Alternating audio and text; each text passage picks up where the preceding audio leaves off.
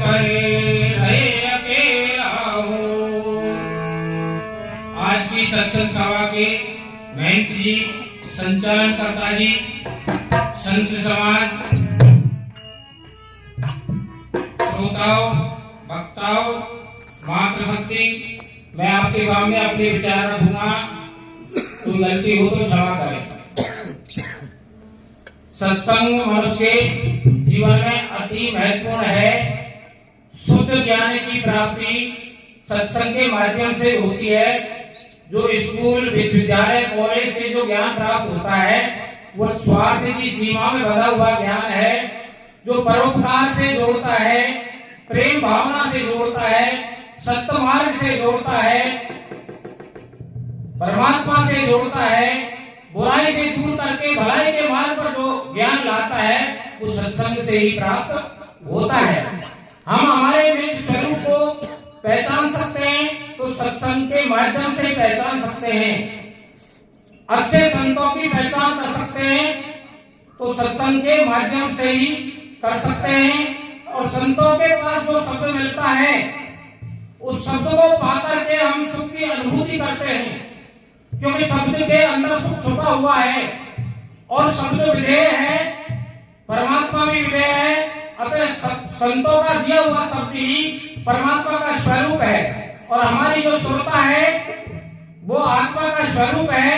शब्द और श्रोता का जब मेल मिलेगा तो हमको कल्याण का रास्ता प्राप्त हो जाएगा। हम भटके हुए जीव नहीं रहेंगे और सद्मार्ग पर चलते रहेंगे। कुछ लोग जो संत शरण में नहीं पहुंचे हैं वो आज भी दूसरे के खेल को बिगाड़ने में लगे हुए हैं। अपनी बहुमूल्य ऊर्जा को दूसरे का कार्य बिगाड़ने में लगे हैं।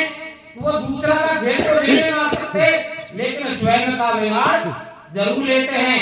आपने देखा होगा बहुत सी गृहस्थियां जो किसी जमाने में बहुत अच्छी थी, लेकिन जब उनके घर में बुराई का प्रवेश हो गया तो वो गृहस्थी चौपट हो गई। और जिन गृहस्थियों की दीनहीन स्थिति थी लेकिन उन्होंने परमात्मा से अपना हेत नहीं छोड़ा और अपने काम से हेत नहीं छोड़ा, दूसरे का कार्य नहीं बिगाड़ा, आज वो गृहस्थी ऊपर है। अतः मेरा आपसे अनुरोध है स्वयं का कार्य करें और मदद हो जाए तो दूसरे के कार्य में भी करें और नहीं हो मदद तो किसी का खेल को नहीं बिगाड़ें। मैं मेरे निजी अनुभव से कह रहा हूँ, काया में घुस करके जिसने बताया है कि परमात्मा ने हमें वो लाठी दी है जो वैज्ञानिकों के द्वारा बनाई हुई मशीन में जांच में नहीं आती है। और जो लोग उस परम पिता परमेश्वर को भूल जाते हैं और धर्म के विपरीत कार्य करते हैं, उनको सीधे रास्ते पर लाने के लिए हमको जिम्मेदारी दी गई है। जब तक वो रास्ते पर नहीं आते, परमात्मा से नहीं जुड़ते हैं, तो उनकी हम गृहस्थी भी चौपट कर देते हैं और हमारा खेल किसी की पकड़ में नहीं आता। जिनके लिए आप गंडे तावीज करवाते फिरते हो, यदि आप सत्संगति से जुड़ गए, धर्म के रास्ते पर आ गए, परमात्मा को हृदय में धारण कर लिया, किसी सच्चे संत के लाल बढ़ गए, तो आपको वो परेशानी कभी जीवन में नहीं आएगी। बुराई से हट करके अच्छाई की ओर बढ़े, आपकी काया के अंदर ही उसको खोजें। हमारे वेदों में उल्लेख है, तत्वमसि तुम ही ब्रह्म हो, अर्थात हम जैसे मैं उस परमात्मा की फोटोकॉपी हूं, ऐसे आप भी उसी की फोटोकॉपी हैं। तो हमको सबके अंदर उसको देखना है। दूसरी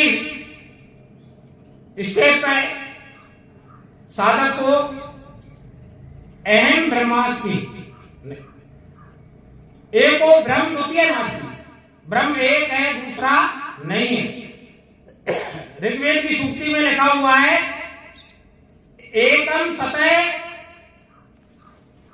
विप्रा बहुधा वदन्ति, परम सत्य एक है, उसको अनेक नामों से जाना जाता है। उसी को राम कहते हैं, उसी को कृष्ण कहते हैं। दादू पंथियों ने उसको सत्यराम नाम दिया, सिख लोगों ने सत श्री अकाल कहा, मुसलमानों ने उसको अल्लाह कहा और कबीर पंथ के लोगों ने शाहिद कहा। हम उसको राम कहते हैं। उसकी कोई प्रतिमा नहीं है। यजुर्वेद में उल्लेख है न तस्य प्रतिमा अस्ति, उसकी कोई मूर्ति नहीं है। वो मूर्ति गढ़ता है, हमको उसकी मूर्ति बनाने का कोई हक नहीं है। कुरान शरीफ कह रही है ला इलाहा इल्लल्लाह, परम पिता परमेश्वर एक है, दो नहीं, और उसको छोड़ करके दूसरों को पूजना घोर पाप है। इससे आगे तीसरी सीढ़ी पर अहम ब्रह्मास्मि, मैं ही ब्रह्म हूं और जो मेरे अंदर है सो ब्रह्मांड में है। अघोर पंथ के साधु कहते हैं यत पिंडे तत ब्रह्मांडे, जो पिंड के अंदर है वही ब्रह्मांड में है। और मैं 3 किरणों के तत्व से बना हुआ हूं, अल्फा बीटा गामा, और इन तीनों से ही ब्रह्मांड बना है और इनसे सभी जीव जंतु बने हैं, कोई अंतर नहीं है किसी में। आगे सो अहम, वो है सोई मैं हूं। सो माने परमात्मा और अहम माने जीवात्मा। परम पिता है सोई मैं हूं, अर्थात मैं उसका बीज हूं।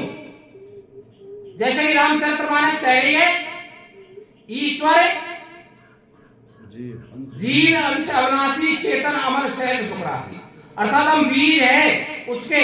जैसे बरगद के बीज को यदि हम अंकुरित करने की कला सीख जाए तो वो एक पौधा बनेगा, फिर उसकी बाढ़ दौड़ करेंगे, पानी देंगे तो विशाल वृक्ष का रूप ले लेगा। तो जिन लोगों ने अपने आप को पहचाना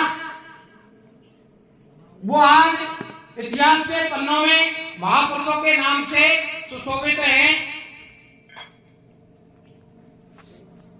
कुरान शरीफ इसका उल्लेख कर रही है बभी अनफू शेकुल तब शेर, हे इंसान मैं तेरे हृदय में रहता हूं, तू मुझे देखता क्यों नहीं? मैं तेरी श्वासों में रमा हुआ हूं, तू मुझे ज्ञान रूपी नेत्रों के बिना नहीं देख सकता। अब ज्ञान रूपी नेत्र कोई गुरु ही दे सकता है, कहीं बाजार में तो मिल नहीं सकते।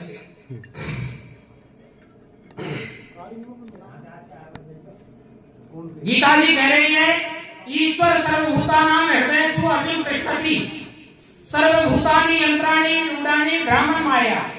हे अर्जुन, ईश्वर सबके हृदय में निवास करते हैं और शरीर रूपी यंत्र पर सवार होकर के जीव उस ईश्वर की माया में भ्रमित हुए उसको भूल रहा है।